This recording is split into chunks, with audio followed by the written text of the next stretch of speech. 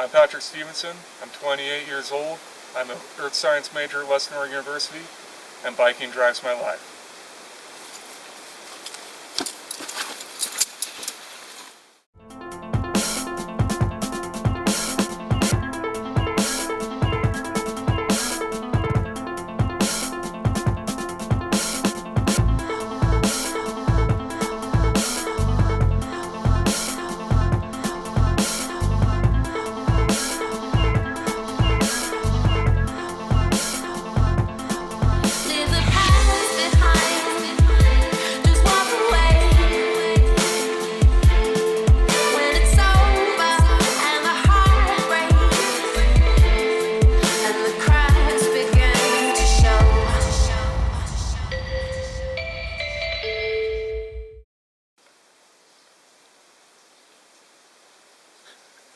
I think of it as part of my life, to get out there and ride and build. Go move some dirt around, and a little bit while after that, go ride it with my bike. On December 22nd, 1996, I was 13 and elk hunting with my dad. I lost 2 fingers on my right hand, my pinky and ring finger. Going through various stages of my life, I've had various ups and downs.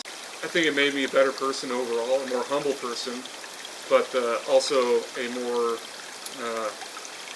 I don't want to say hardened, but able to adapt to life's difficulties in a better format.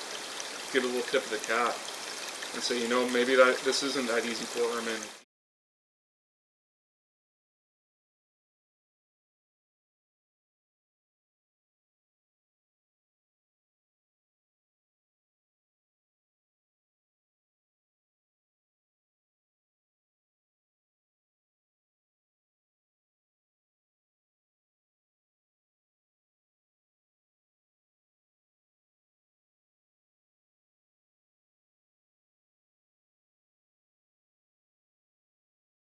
you know what makes a place special, they kind of push the limits in your normal everyday life and make you realize that you're alive.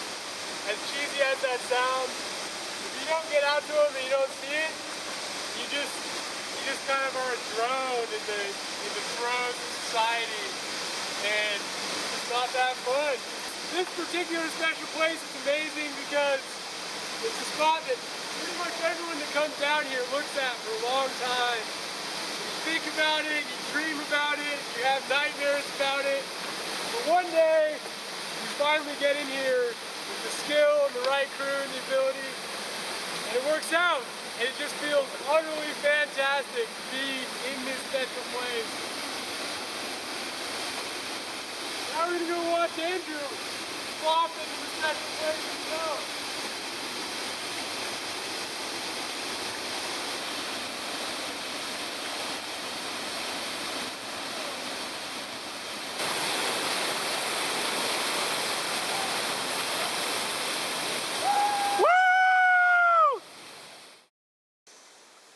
What is it about Blackrock that makes it your special place?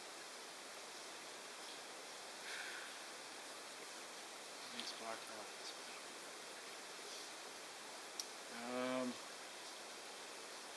It's my canvas. Everybody has an artistic side to them, and I don't know, in some ways I think that's my canvas, and I help try and kind of well, I paint my life on it in the form of dirt and wood, and try and do freedom of expression. And turns out that a lot of what I like to do out there and how I like to build and ride coincides with a lot of other people and how they like to ride their bikes. So it's a win-win. I do it for myself, but as a byproduct, it helps other people enjoy their riding time. So that's something pretty cool, I think. And so going through various stages of my life, I've had various ups and downs and arduous tasks I've had to fulfill. And riding is something that isn't necessarily easy for me. I'm going to say openly, I'm not the best out there, but I give it my all, and I think that's part of it. But when people realize what I do, when I really show them what kind of building and biking I do, and then they also take into account what kind of, I mean, I hate to say it, but physical impairments I have, but yet I'm able to overcome that and get beyond it and not let it get me down, and I can still do the things I want to do.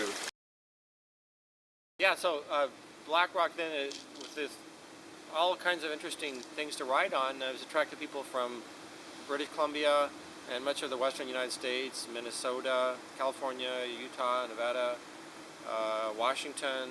I've seen plates from lots of different states. Us from Vancouver, and I do a lot of riding there, Whistler and everything. And I would say that here are some of the best trails I've ever ridden. And like this place, Blackrock, you can ride to the top. You know, you just can't get as much runs in as you could, like say, at a ski resort. But there's not a whole lot of places around this area where you can have a dedicated way to the top. You know, that's the hard part of the sport. You guys going up? Yeah. Can you ride? Sure. Yeah, we'll take one. I like the challenge of riding up and riding down, you know, doing both, and I've done up and back twice in a day, and which is a pretty good workout. Chairlift. Yeah, chairlift, so you got to hike it. Does that add or take away from it? Both. It's good because if it's a chairlift, you can do lots more runs, and it's a lot easier, and the access is a lot better, and a lot more people show up. Okay. But because there's no chairlift, not a lot of people ride it, so the trails stay cleaner and smoother and in better condition longer without... It's pretty cool because there's a lot of different trails and a lot of different qualities or whatever for different abilities and stuff, which is nice, where you know, the beginner can come out here and ride and not get, you know, have to be pushed to go off some big drop or anything, but yet can also push the sport as far as the big, huge wooden stunts and the drops and jumps and stuff. So it's definitely offers a lot to all abilities. It's challenging. It's challenging, but once you kind of learn how it's laid out, it's not scary in the point where, I mean, you can ride at your own level at Blackrock. You don't have to ride at above your head. You can ride at a level that you're somewhat comfortable with. I think I could spend a long time here and not see enough. Cool, cool. Yeah, there's lots. It's lots of trails, it seems, and lots of stuff on the trails. And just, it's smooth. It's smooth. You don't get that everywhere, and everything makes sense. Like mathematically, the speeds and the distances of the jumps and stuff are very, very well done. As far as mountain biking goes, and big jumps and corners, berms, drops, and man-made features and the stunts, this is probably some of the best I've ever seen.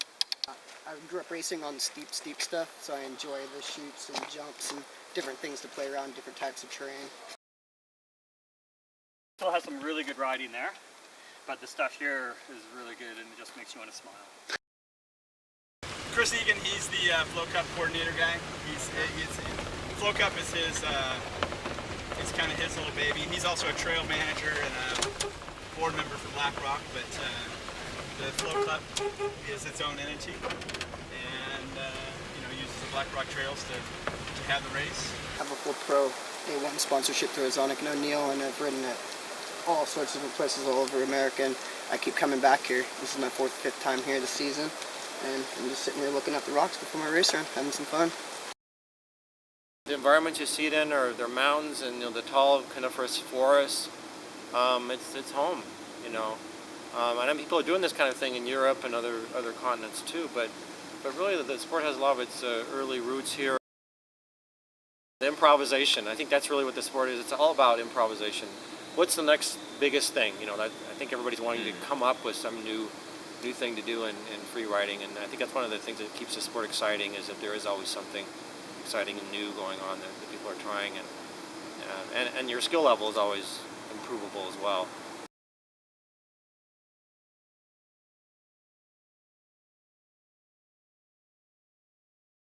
So he's always asking me to go up there with him, and obviously he needs a ride, and so it ends up being my son that's the real real stimulus for all of this.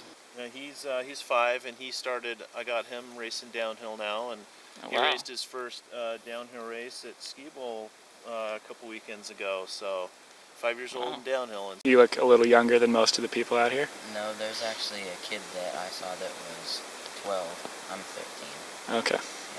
Wow. When did you get into biking? 9.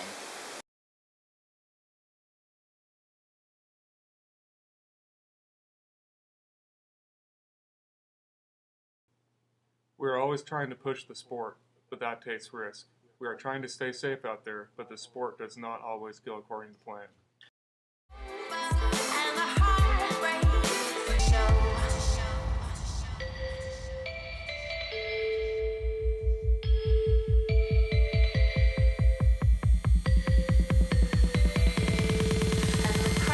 Begin to show.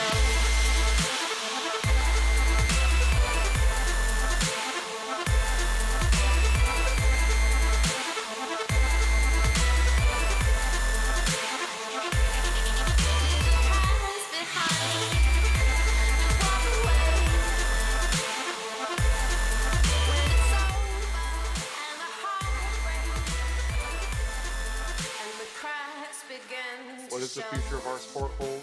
Well, that's what is so great about what we do. Our future is whatever we want it to be.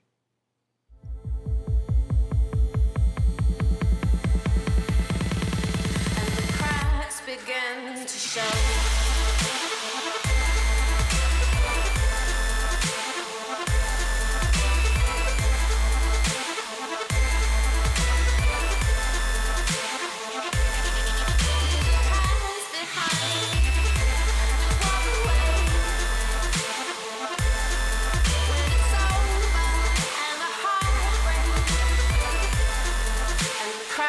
Begin to show.